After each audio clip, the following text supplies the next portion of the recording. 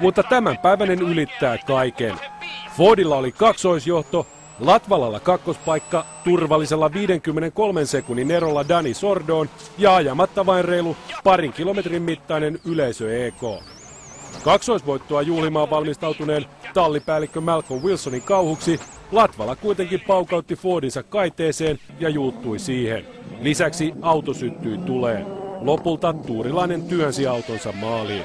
Oli erikoiskokeita ajettu ja ehkä semmoinen olo, että nyt on vähän niin kuin tämä ralli oli jo ajettu ja en varmaan sitten ehkä keskittynyt siihen viimeiseen erikoiskokeeseen riittävän paljon. Oli varmaan jo vähän liian semmoinen olo, että tämä ralli on ajettu, niin sitten mitä ikinä saisi, ei missään nimessä saisi päästä tulemaan, mutta se on nyt tehty ja sitä ei enää tekemättömäksi saa. Latvalan hölmöily himmensi Mikko Hirvosen loistavaa viikonloppua, mutta ei kuitenkaan onnistunut täysin pilaamaan voiton juhlia. Hirvonen hallitsi kisaa alku EK:lta lähtien ja olisi varmasti taistellut voitosta ilman Sebastian Loebin ulosajoakin. Hirvosen uran 9. MM-rallivoitto tuli täysin ansaitusti.